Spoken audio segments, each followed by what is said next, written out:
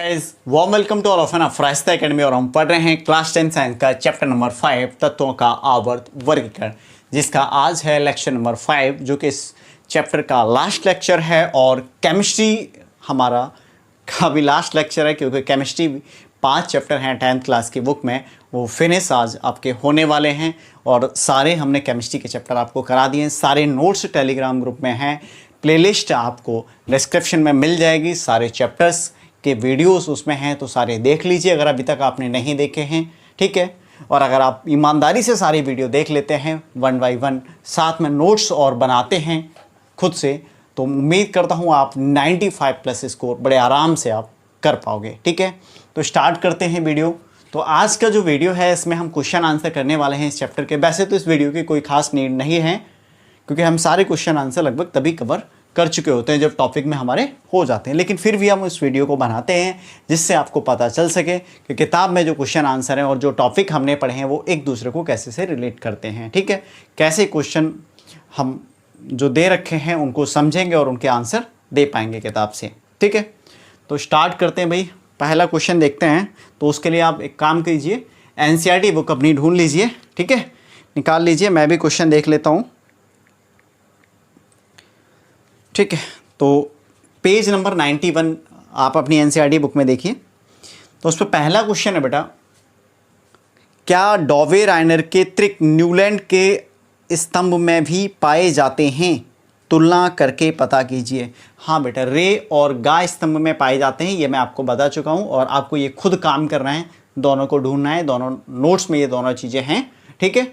फिर अगर आपको कोई प्रॉब्लम आती है तो कमेंट कीजिए, फिर अपन इसको बताते हैं, ठीक। वैसे नहीं आएगी, रे और गा स्तंभ आप एक बार देख लेना, दोनों मिल जाएंगे आपको, ठीक है। तो पेज नंबर 91 की मैं बात कर रहा था, और इसका प्रश्न आपका पहला मैंने बता दिया है किस तरह से आपको करना है, ठीक। इसके बाद बेटा सेकंड क्वेश्चन है, डॉवे राइनर के वर्गीकरण की क्या सीमाएं थी? तो डॉवे राइनर के वर्गीकरण की अगर बात करें बेटा, तो सिंपल सी यहाँ पे अपने देखा था कि डॉवे राइनर जो थे उस समय जितने भी तत्व ज्ञात थे इनके टाइम पे 3 त्रिक ही बना पाए थे। तो ये अपने को बस लिखना है, ठीक है। न्यूलैंड के अष्टक नियम की क्या सीमाएं थी? बेटा न्यूलैंड के अष्टक नियम की काफ़ी सीमाएं थी, और इसको भी हमने पढ़ रखा है। एक तो इन्होंने कहा था 56 तत्व हैं, 56 ही रहेंगे, ओवर कॉन्फिडेंस था, ठीक है। और इनका नियम जो है कैल्शियम तक ही लागू हो पाया था, और हल्के तत्वों के लिए लागू नहीं हो पाया था, ठीक है। तो बहुत सारी इनकी कमियां रही थी जो हमने स्टेप बाय स्टेप की थी उस वीडियो में। वीडियो आपका फर्स्ट है इसका, ठीक है। न्यूलैंड्स की जो हमने कमियां या न्यूलैंड्स के सिद्धांत के बारे में जो पढ़ा है, या डॉवे राइनर के बारे में पढ़ा है, वो वीडियो नंबर 2 है इस चैप्टर का, ओके। तो वहाँ से आपके क्वेश्चन हो जाएंगे। तो इसके क्वेश्चन बेटा आपका फर्स्ट हो गया, सेकंड हो गया और थर्ड। तो पेज नंबर 91 के क्वेश्चन आपको किस तरह से करने हैं मैंने आपको बता दिया है, ठीक। इसके बाद आते हैं पेज नंबर बेटा 94 है, ठीक है। पेज नंबर 94 पे जो क्वेश्चन दे रखे हैं उनमें क्या करना है वो देख लेते हैं। पहला क्वेश्चन है बेटा, मेंडलीफ की आवर्त सारणी का उपयोग कर निम्नलिखित तत्वों के ऑक्साइड का सूत्र का अनुमान कीजिए। देखो मेंडलीफ की आवर्त सारणी के इसमें आप यूज कर सकते हो, लेकिन आवश्यकता नहीं पड़ेगी, क्योंकि ये सारे जो नाम दे रखे हैं वो आप उनसे बहुत अच्छे से परिचित होंगे। 9th में भी आपने बनाए होंगे। पोटेशियम है, कार्बन है, एल्यूमिनियम है, सिलिकॉन है, और आपका बेरियम है। इन सब के ऑक्साइड के सूत्र बनाने हैं आपको, ठीक है। तो ये बहुत अच्छे से आपको चीज़ें पता होंगी। देखो पोटेशियम का होता है K2O बेटा, इसका CO2, इसका आपका होता है Al2O3। सिलिकॉन का होता है बेटा SiO2, और बेरियम का होगा VaO, ओके। तो ये आपका आंसर है, आप कर लीजिए। नेक्स्ट क्वेश्चन है बेटा, गैलियम के अतिरिक्त अब तक कौन से तत्वों का पता चला है जिसके लिए मेंडलीफ ने अपनी आवर्त सारणी में खाली स्थान छोड़ दिए? जो हमारा वीडियो का थंबनेल था उस पर भी हमने इस चीज़ की तो ट्रिक दे रखी है, ठीक है ना, स्कैंडियम और जर्मेनियम, ठीक है। तो ये क्वेश्चन भी आपका हो जाएगा। क्वेश्चन नंबर फर्स्ट है आपका ये, ठीक है। एक minute, question number first, question number second देखो, ये हो ही गया सेकंड, स्कैंडियम जर्मेनियम वाला है। नेक्स्ट आपका अगर क्वेश्चन देखेंगे बेटा तो है, मेंडलीफ ने अपनी आवर्त सारणी तैयार करने के लिए कौन सा मापदंड अपनाया? बेटा काफ़ी इस पर अपने डिस्कशन किया था। परमाणु द्रव्यमान को आधारभूत गुणधर्म मानता तत्वों को, ठीक है, तत्वों का। तो ये अपने को ध्यान रखना है। तो मेंडलीफ ने जो अपनी आवर्त सारणी बनाई थी वो परमाणु द्रव्यमान के बढ़ते हुए क्रम में बनाई थी, यही सब लिखना है आपको। आपके अनुसार उत्कृष्ट गैसों को अलग समूह में क्यों रखा गया है? बेटा उत्कृष्ट गैसों का जो बाह्य कक्ष है वो पूर्ण रूप से भरा हुआ होता है और वो किसी से क्रिया नहीं करती हैं, इसलिए उनको अलग समूह में रखा गया है। तो पेज नंबर 94 के 4 क्वेश्चन है, चारों अपने बता रखे दिए मैंने आपको किस तरह से सारे क्वेश्चन करने थे, ठीक है। अब अगर बात करें पेज नंबर नेक्स्ट है बेटा 100, निकालिए फटाफट। तो पेज नंबर 100 की बात करेंगे तो पेज नंबर 100 पे जो आपका पहला प्रश्न है, आधुनिक आवर्त सारणी द्वारा मेंडलीफ की आवर्त सारणी के दोष या विविध विसंगतियों को किस प्रकार दूर किया गया, जो विसंगतियां थी। तो देखो यहाँ पे अपने को कोबाल्ट निकल वाला ले सकते हैं, समस्थानिकों वाला ले सकते हैं और अक्रिय गैस वाला, और ये मैंने आपको लेक्चर नंबर 4 में आपको बता दिया है, तो आप एक बार उसको देख लीजिए, क्लियर हो जाएगा। नेक्स्ट क्वेश्चन है बेटा, मैग्नीशियम की तरह रासायनिक अभिक्रियाशीलता दिखाने वाले 2 तत्वों के नाम लिखिए, आपके चयन का क्या आधार रहेगा।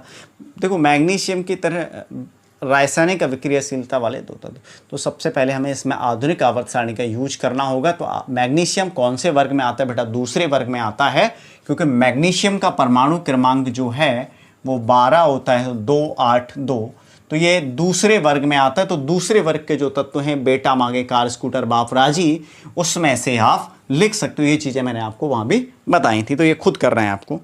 नेक्स्ट है बेटा, नाम बताइए। बहुत अच्छे क्वेश्चन हैं। पहला है 3, ये प्रश्न नंबर 3 है, ठीक है ना, आपका प्रश्न संख्या 3, पेज नंबर अभी हमारा चल रहा है 100, है ना। बहुत अच्छे क्वेश्चन इस पे दे रखे हैं। 3 तत्व जिनके बाहरी कोश में 1 इलेक्ट्रॉन है, तो बाहरी कोश में 1 इलेक्ट्रॉन किस में आएगा भैया? जो पहले वर्ग के तत्व हैं, मतलब हाई, लीना, खाओ, रबड़ी, सस्ती, फ्री, ठीक है। आंसर आपको लिखना है भाई, मैं नहीं करने वाला इसका। तो तीसरे का पहला आपको खुद करना है। अब आ जाओ 2 तत्व जिनके बाहरी कोश में 2 इलेक्ट्रॉन, अभी तो बताया भाई दूसरे वर्ग के तत्व सारे क्या है, 2 इलेक्ट्रॉन होते हैं बाहरी कोश में, बेटा, मागे, कार, स्कूटर, बाप, राजी। इसके बाद है 3 तत्व जिनका बाहरी कोश पूर्ण हो, हीना, नीना, रीना, करीना, जीरानी, ठीक है, मतलब अक्रिय गैसों वाला। तो ये ABC सब आपको करना है, ठीक है। कितने आसान क्वेश्चन है देखो। नेक्स्ट एक प्रश्न नंबर आपका 4 बेटा। तो 4 में क्या पूछा गया है? लिथियम, सोडियम, पोटेशियम ये सभी धातुएं हैं, जल के साथ अभिक्रिया कर हाइड्रोजन गैस मुक्त करती हैं। क्या इन तत्वों के परमाणु में कोई समानता है? हाँ है भाई, इनके बाह्य कोश में समान इलेक्ट्रॉन हैं। और कितना है? लिथियम, सोडियम, पोटेशियम के 1, और इनको एक वर्ग आवर्त सारणी में एक ही वर्ग में रखा गया है। इनके रासायन गुण भी समान है, ठीक है। और ये सभी क्या करते हैं? इलेक्ट्रॉन त्याग कर धनायन बनाने की क्षमता रखते हैं। इलेक्ट्रॉन त्यागते हैं सब, खुद धनायन बनते हैं। हीलियम एक अक्रियशील गैस है, जबकि नियोन की अभिक्रियाशीलता अत्यंत कम है। भैया हीलियम कैसी गैस है? अक्रियशील गैस है, और नियोन की जो हम कहें क्या है, अभिक्रियाशीलता अत्यंत कम है। तो इसका आंसर क्या रहेगा? देखो हीलियम और नियोन दोनों ही अक्रिय गैस हैं, दोनों एक ही वर्ग में आती हैं, शून्य वर्ग में, दोनों का बाह्य कोश पूरा भरा हुआ है, ठीक है। ये इनके समानता। अब है प्रश्न नंबर 5, आधुनिक आवर्त सारणी में पहले तत्व में कौन सी धातु? ये मैं बता चुका हूँ बेटा, लेक्चर नंबर आधुनिक आवर्त सारणी हमने पढ़ी है 3 में, ठीक है। तो वहाँ देख लीजिए, लिथियम और बेरिलियम है। आवर्त सारणी में इनके स्थान के आधार पर निम्न में से किस तत्व में सबसे अधिक धात्विक अवरक्षण की विशेषता है? तो यहाँ पे दे रखा है बेटा, गैलियम है आपका, जर्मेनियम है, आर्सेनिक है, और सेलेनियम और बेरिलियम। तो आपका जो आंसर होगा वो बेरिलियम होगा, ओके, क्योंकि ये कहाँ इधर आ जाता है, ठीक है। नेक्स्ट आपका है पाठ्य पुस्तक के प्रश्न हैं बेटा। तो पाठ्य पुस्तक के प्रश्न पे आ जाइए आप, ठीक। तो पाठ्य पुस्तक के प्रश्नों में पहला जो है बेटा ऑब्जेक्टिव है, और इस प्रश्न को आप तभी अच्छे से कर पाओगे जब आपने लेक्चर नंबर 4 देखा होगा। अगर आपने लेक्चर नंबर 4 देखा है बेटा, तो आपको कोई भी समस्या इस प्रश्न में नहीं आने वाली है। तो इसमें पूछा क्या गया है प्रश्न फर्स्ट में आपका, ठीक है। आवर्त सारणी में बाईं से दाईं ओर जाने पर प्रवृत्तियों के बारे में कौन सा कथन असत्य है? भैया असत्य कथन पूछा है, तो तत्वों की धात्विक प्रकृति घटती है। देखो पहला पॉइंट इन्होंने दिया है, तत्वों की धात्विक प्रकृति घटती है। सही बात है। इधर क्या है कि इधर जो बाईं तरफ होते हैं बेटा वो धातुएं होती हैं और दाएं तरफ जाते हैं तो अधातुएं हैं, तो धात्विक प्रकृति तो घटती है। पहला सही है जो कह रहा है वो स्टेटमेंट कथन है। दूसरा संयोजकता इलेक्ट्रॉनों की संख्या बढ़ जाती है, बिल्कुल ये भी सही है। परमाणु आसानी से इलेक्ट्रॉन त्याग करते हैं जब हम इधर से इधर जाते हैं, यानी बाएं से दाएं जाते हैं तो परमाणु आसानी से इलेक्ट्रॉन त्याग कर दे, नहीं भाई, परमाणु इलेक्ट्रॉन ग्रहण करना स्टार्ट हो जाते हैं। तो ये कथन गलत है और यही हमसे पूछा गया है कि इनमें से गलत कौन सा है, असत्य कथन कौन सा है। तो ऑप्शन आपका जो होगा बेटा वो कौन सा ऑप्शन होगा, सी आपका ऑप्शन होगा। कौन सा होगा, सी आपका ऑप्शन ये होगा। नेक्स्ट है, इनके ऑक्साइड अधिक अम्लीय हो जाते हैं, बिल्कुल सही बात है, अधातु हैं, इधर अधातुओं के ऑक्साइड क्या होते हैं, अम्लीय होते हैं। तो प्रश्न आपका पहला क्लियर है। कोई भी डाउट हो तो ठीक है अब कमेंट कर दीजिए, उसका सॉल्यूशन होगा।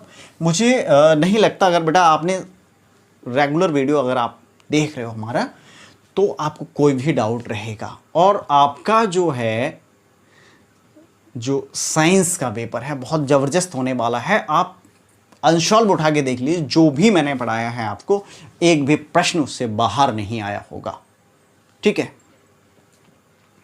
इसके बाद नेक्स्ट बेटा है क्वेश्चन नंबर आपका सेकंड है। सेकंड में क्या कह रहा है ये, एक्स कोई तत्व है XCl सूत्र वाला एक क्लोराइड बनाता है, XCl2 सूत्र वाला क्लोराइड बनाता है जो एक ठोस तथा जिसका गलनांक अधिक है। आवर्त सारणी में यह तत्व किस समूह के अंतर्गत आता है। देखो XCl2 बना रहा है बेटा, तो इसमें कौन सा होगा, NaCl बनता है, MgCl2 होगा, तो ऑप्शन आपका रहेगा Mg इसमें। अब प्रश्न नंबर हम 3 देख लेते हैं, बहुत अच्छा है। 2 कोष हैं भाई, ठीक है। पहले कोष में आपको पता है 2 फिर 8 फिर 8, ठीक है ना। और फिर अगर 20 तक का देखें तो यहाँ पे शेष का सीन रहता ही है ये। अब यहाँ हम देख लेते हैं 2 कोष हैं तथा दोनों कोष इलेक्ट्रॉन से भरे हुए हैं। पहले में 2 आते हैं, दूसरे में 8 आते हैं, तो ये कितना हो गया टोटल 10। 10 किसका होता है, नियोन है भाई, किस तत्व में, नियोन में। नेक्स्ट है इलेक्ट्रॉनिक विन्यास 282 है भाई, इलेक्ट्रॉनिक विन्यास 282 मतलब 12। 12 किसका होता है, मैग्नीशियम का। कुल 3 कोष हैं, 3 कोष हैं मतलब ये होंगे, ठीक है। अब क्या कह रहा है, 3 कोष हैं लेकिन संयोजकता कोष में 4 इलेक्ट्रॉन है, मतलब एक पहला ये हो गया, दूसरा ये, तीसरे में 4 हैं, तो 2 8 10 और 4 14। 14 किसका होता है, सिलिकॉन का। कुल 2 कोष हैं तथा संयोजकता कोष में 3 इलेक्ट्रॉन, भैया 2 हैं, पहला और दूसरे में कितने हैं। ये आपका कौन सा क्वेश्चन था, A B हो गया होगा ये, और ये C और ये D। भाई 2 कोष हैं और संयोजकता कोष में 3 है, टोटल 5। 5 किसका होता है, बोरोन का। नेक्स्ट है दूसरे कोष में पहले से 2 गुना इलेक्ट्रॉन है भैया, दूसरे कोष में दूसरा ये है, इसमें 2 गुना, देखो पहले में होते हैं 2 तो दूसरे में 2 गुने कितने हो जाएंगे, 4। कौन है, कार्बन। ध्यान रखना है भाई बहुत अच्छे से, क्वेश्चन इस पे आ सकते हैं, ठीक है। नेक्स्ट है आवर्त सारणी में बोरोन के सभी तत्वों में कौन से गुणधर्म समान है। भाई इनका इलेक्ट्रॉनिक विन्यास करोगे तो बाह्य कोष में संयोजकता इलेक्ट्रॉनों की संख्या समान आएगी, संयोजकता समान है और एक ही वर्ग में इनको रखा गया, इनके रासायनिक गुणधर्म भी समान होंगे। एक परमाणु का इलेक्ट्रॉनिक विन्यास बेटा 287 है। प्रश्न नंबर 5 देख लीजिए, एक परमाणु है जिसका इलेक्ट्रॉनिक विन्यास 287, टोटल कितना हो गया, 17 होगा। कौन, ये क्लोरीन। इतनी बात तो अब देख लेते हैं प्रश्न क्या है। इस तत्व की परमाणु संख्या क्या है, 17 है, ठीक है। निम्न में किस तत्व के साथ इसकी रासायनिक समानता होगी, पूछ रहा है। नाइट्रोजन के साथ होगी क्या, फ्लोरीन के साथ होगी क्या, फास्फोरस के साथ होगी क्या, या आर्गन के साथ होगी। भाई देखो इलेक्ट्रॉनिक विन्यास कर लो, इसका करोगे 2,5 2,7 मिल गया भाई। बाह्य कोश में कितना है, 7, इसके साथ होगी। नेक्स्ट है आवर्त सारणी में 3 तत्व A B C की स्थिति दे रखी है और इसमें अपने को बताना है कि भाई कौन धातु है कौन अधातु। जैसे पहला है A धातु है या अधातु। देखो 16 और 17 2 समूह दे रखे हैं बेटा, इसको अपन बना लेते हैं तो ज़्यादा अच्छे से आप समझ पाओगे।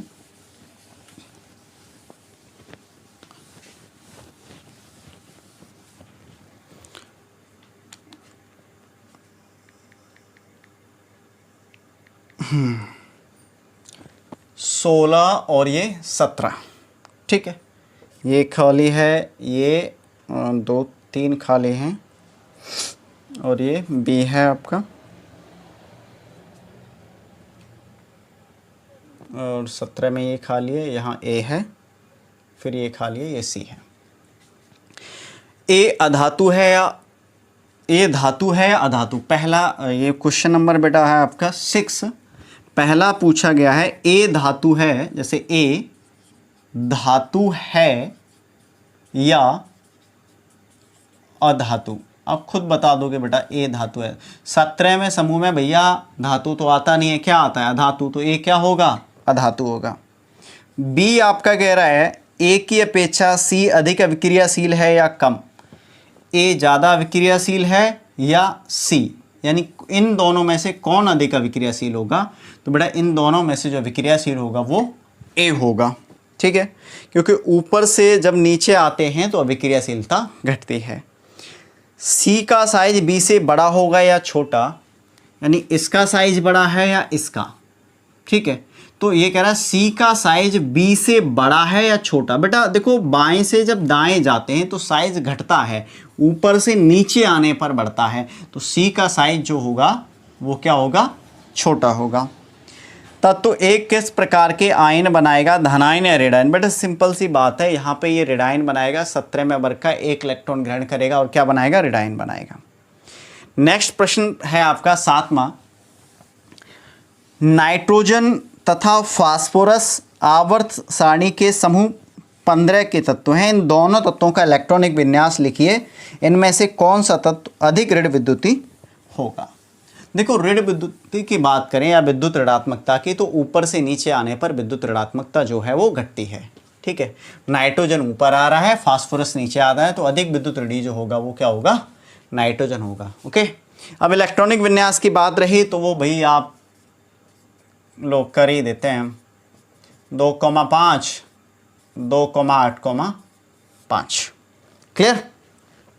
ऊपर से नीचे आने पर विद्युत ऋणात्मकता क्या होती है? घटती है। तो कौन विद्युत ऋणात्मक होगा? अधिक नाइट्रोजन होगा। अगला है तत्व के इलेक्ट्रॉनिक विन्यास का आधुनिक आवर्त सारणी में तत्व की स्थिति से क्या संबंध है? बेटा देखो हमारी जो आधुनिक आवर्त सारणी बनाई गई है वो इलेक्ट्रॉनिक विन्यास के आधार पर ही उसमें रखा गया है। जैसे इलेक्ट्रॉनिक विन्यास किया गया तो वही मान के चलो कि जो लास्ट में आ रहा है ना, बाहरी कोश में जो इलेक्ट्रॉन आ रहा है एक, तो उसको एक वर्ग में रखा गया, 2 आ रहा है तो दूसरे वर्ग में, 3 आ रहा है तो तीसरे वर्ग में, तो इस तरह से व्यवस्थित किया गया है। बाकी आपको विधिवत इसका नोट्स में आंसर मिल जाएगा। और यही है सब। नेक्स्ट है बेटा आवर्त सारणी में कैल्शियम की परमाणु संख्या 20 के चारों ओर 12, 19, 21, 38 परमाणु संख्या वाले तत्व हैं। इनमें से किन तत्वों के भौतिक एवं रासायनिक गुणधर्म कैल्शियम के समान हैं? देखो कैल्शियम का आप अगर देखोगे 20 होता है तो 2, 8, 8, 2, बाह्य कोश में 2 इलेक्ट्रॉन हैं। अब जिसके भी बाह्य कोश में इलेक्ट्रॉन 2 होंगे, यहाँ पे 12 का इलेक्ट्रॉनिक विन्यास करना है आपको, 21 का करना है, 19 का करना है और आपका है 38। इनका इलेक्ट्रॉन विन्यास करोगे 2, 8, 2, 2, 8, 8, 10 और ये 21, 19 भी है ना, तो 2, 8, 8, 1, 2, 8, 10, 18, 1 और ये है 2, 8, 8, 8 दूनी 16, 2 18, 18 दूनी 18 और ये 2, 2, 8, 8, 18, 2। तो बेटा ये आपका हो जाएगा यहाँ पे। इसमें समानता किससे होगी? एक तो आपकी इससे होगी और एक 38 वाले से होगी, ठीक है। तो ये ध्यान रखना है। और आपका नेक्स्ट है आधुनिक आवर्त सारणी में मेंडलीव के आवर्त सारणी में तत्वों की व्यवस्था की तुलना कीजिए। तो भाई इस चीज़ को हम अच्छे से कर चुके हैं, ठीक है। बाद दोनों आवर्त सारणियों के बारे में मैं बता चुका हूँ, किसने किस आधार पे कितने पीरियड किसमें होते हैं, ठीक है। मतलब मेंडलीव के आवर्त सारणी में कितने ग्रुप थे और आधुनिक आवर्त सारणी में कितने ग्रुप थे, आधुनिक आवर्त सारणी किस पे बनाई गई, मेंडलीव की आवर्त सारणी किस पे बनाई गई, कौन से दोष कौन सी चीज़ें थी, तो सारी चीज़ें अपन कर चुके हैं, ठीक है। तो इस तरह से आपका केमिस्ट्री भी बेटा फिनिश हुआ, ठीक। केमिस्ट्री हमारा एक पार्ट फिनिश हो चुका है 10th साइंस का। अब स्टार्ट हम करेंगे बायो, ठीक है। तो उम्मीद करता हूँ आपको ये केमिस्ट्री का जो भी पार्ट है आपको पसंद आया होगा, और नोट्स आपको हमने ग्रुप में प्रोवाइड किए हैं, बहुत बेहतरीन नोट्स हैं। आप देखिए एक बार उनको, टेलीग्राम चैनल ज्वाइन कीजिए, उसमें आपको स्क्रॉल करना पड़ सकता है, ऊपर तक जाना पड़ सकता है, ठीक है, लेकिन आपको नोट्स उसमें मिल जाएंगे। और मैं कोशिश करता हूँ जल्द ही मैं आपको नोट्स क्या है एक साथ प्रोवाइड इसके करा दूंगा, ठीक है, जिससे क्या है वीडियो आप देखोगे तो उसको साथ में ही नोट्स एक साथ मैं एडजस्ट कर दूंगा उस ग्रुप में, तो एक साथ 5 चैप्टर के नोट्स आपको मिल जाएंगे और बहुत अच्छे से आप चीज़ों को समझ पाओगे फिर, ठीक है, आपको ज़्यादा ढूंढना भी नहीं पड़ेगा। तो मिलते हैं नेक्स्ट वीडियो में, तब तक के लिए बाय बाय।